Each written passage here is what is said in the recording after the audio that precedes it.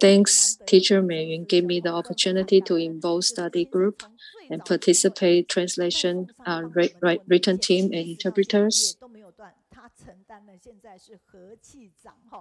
And here comes the new section, the guide reading team. So let's have a Qingsen as a guiding reader today, and venerable Master Zhen Yan and the masters and all the volunteers online today. I am Qingsen.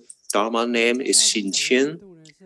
And today I'm gonna be sharing with you the part of the Master Zhen Yan's footprint from February, and what is the most beautiful thing in the world is the light of the fireflies that may also shine the world. And in Tzu over 50 years, and we begin from nothing, like a house of wax, to a big scale like now in the world.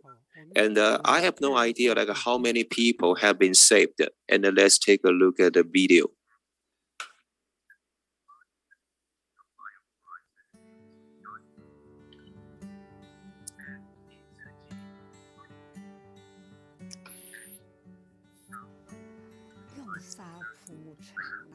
And we just pave the map with the sand, and we created a boulder with the stones, and we just pointed out all the spots with leaf flowers. This is really adorable, and we see that wisdom really conquers everything in the world. In Mozambique, we have so many local volunteers here all over Mozambique, and Master Zhen Yuan is really glad that every volunteer in Mozambique is just like a firefly that shines the Africa. And I also like to tell you that Buddhism is a way teaching sentient beings in the chaotic world into pure beings. And the local volunteers in Mozambique, of course, they are poor, but they carry a carefree mind. And they don't have anything. They just need trees to sit under, and they just need a land to sit on. And when we see them so carefree, then we feel very happy. And we have a Danish Thai that brings the Buddha's teaching to Mozambique. And as we know, we also have Paul, who was my topic 6 months ago, like invited more than 1,700 volunteers doing their like efforts in the Da'ai farm. And let's take a video about this.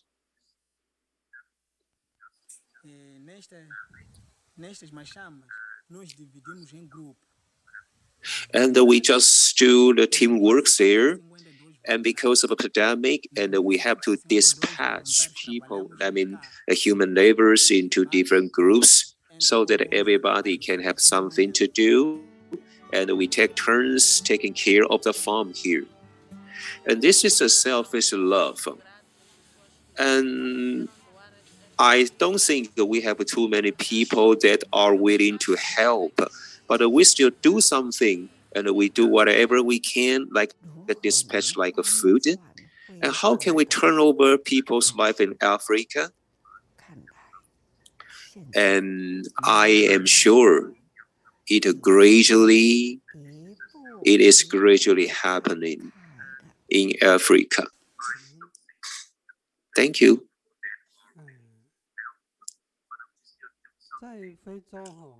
In Africa, before we brought Buddha's teaching there, and actually people were pretty indifferent. They don't care about others. And we try our best to turn this concept over into caring a lot of people, caring about others. And one more volunteer who is named Soas, and he was also indifferent. But now he turned himself into a volunteer that really takes care of others. And let's also take a look at this video. And I am totally changed. In the past, I never cared about anything irrelevant to myself. I just do whatever I wanted.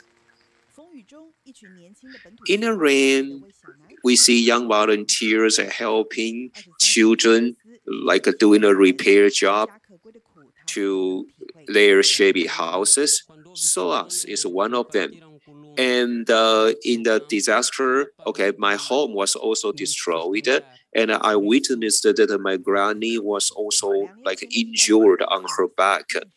And so I just got to know like Tzu Chi volunteers during the Hurricane Idai, and he decided to participate in the team.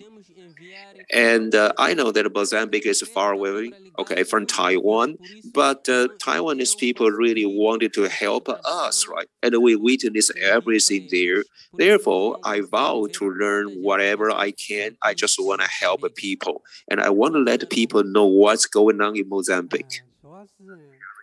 And so us is the volunteer that we knew when we went to Mozambique. And we did a project like a cash for work. And gradually, he accepted Buddhism, Buddha's teaching. And now he can just do whatever he can to people who even he doesn't know. And he is happy doing so. And now he is our documentary volunteer, learning to take photos and record what's going on.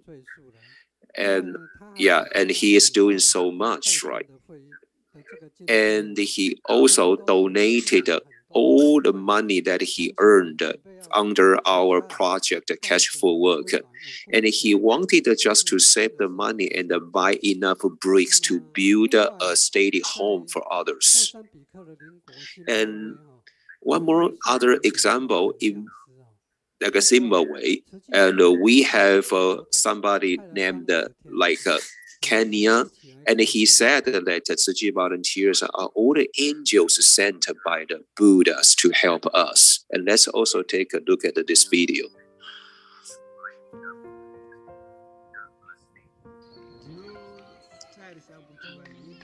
And Tzu Chi volunteers for me are just like angels dispatched by the God. And he killed his own granny and his own child, and he also planned to kill his wife. But luckily his wife escaped, and he was sent in prison for more than 80 years. And we just couldn't allow this happen in our community. Therefore, we just never accepted him. And Tzu Chi volunteers witnessed this.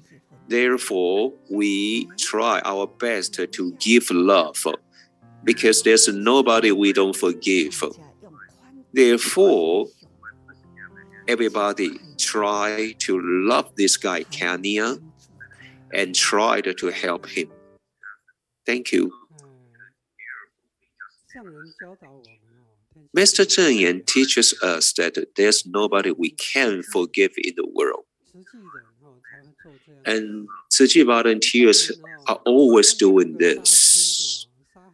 And I think when others see somebody who tried to kill his family members, must be shot, must be punished, must be sentenced to death or something. However, Master Zheng Yan teaches us that we have to forgive such people, because they may change. And then now it is true. You see, this volunteer in Africa now learns to take care of others. And we know that Master Zheng Yan is right. And we turn any impossibilities into possibilities. We turn people into useful sources. And we make people into great use, right? Okay. And this is what Master Zheng Yan teaches us. So she also preaches that if we walk on the Bodhisattva path, what do we need? We need a heart, and we need vows, and we need you to really put this into action. There's one more video for you here. Working on the Bodhisattva path. Why? Why do we do this? Because we have people suffering in the world. So if you are willing to do so, if you vow to do so, if you want to do so, then you have the time and the chance to do it. And for those who don't have even the ability to survive, and they are the aims for us to help out. And actually, people who don't have the ability to even survive are the power for us, because we have to say thank you for them. They give us a chance that we can help them. So we have to know that we have to say thank you to people who we help. So I say, this is my topic today. So we have to carry the gratitude toward one another. Thank you for growing up together. And every time when we are doing a guided reading, then through the guiding readers, and we can just learn something through their presentation.